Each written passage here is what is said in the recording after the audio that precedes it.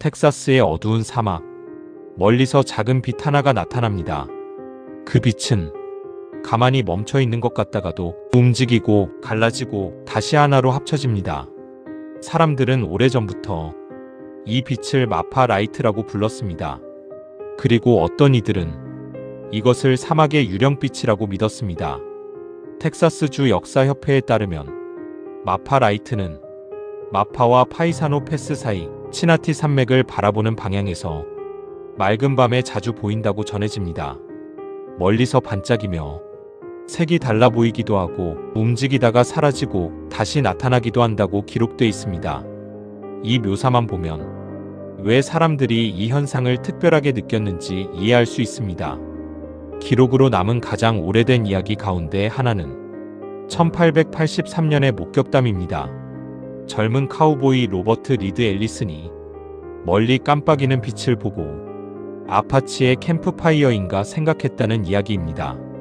하지만 확인해보니 불을 피운 흔적은 없었다고 전해집니다.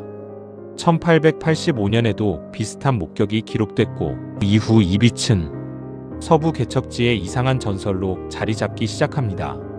1919년 여름, 카우보이들은 직접 산을 넘어 빛의 근원을 찾으려 했지만 뚜렷한 원인을 찾지 못했습니다.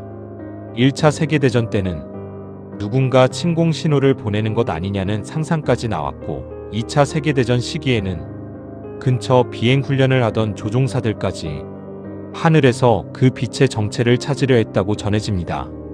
하지만 결과는 같았습니다. 보이긴 했는데 잡히지는 않았다. 마파 라이트는 실종 사건처럼 끔찍한 이야기가 있는 것도 아니고 누군가에게 직접 해를 끼쳤다는 기록이 있는 것도 아닙니다. 그런데도 유독 유명해진 이유는 설명이 잘 안 되는 움직임 때문이었습니다.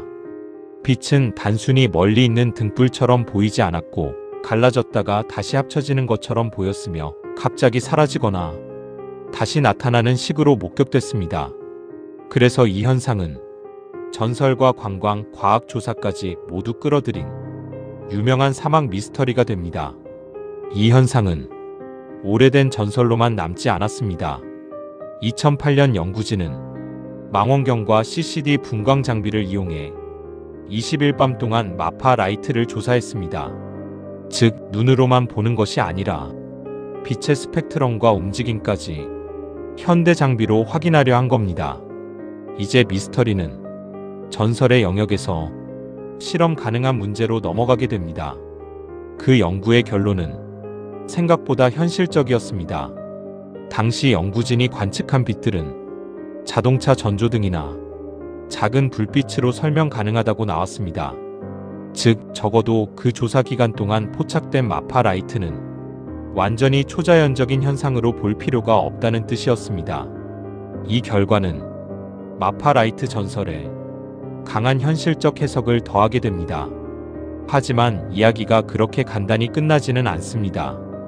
과학조사로 설명된 건 조사 당시 포착된 빛들입니다.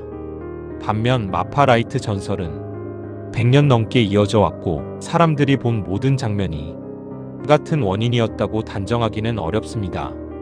그래서 마파 라이트는 완전히 풀렸다기보다 상당 부분은 설명됐지만 전설은 남아있다는 쪽에 더 가깝습니다. 사막의 밤은 거리감이 쉽게 왜곡됩니다.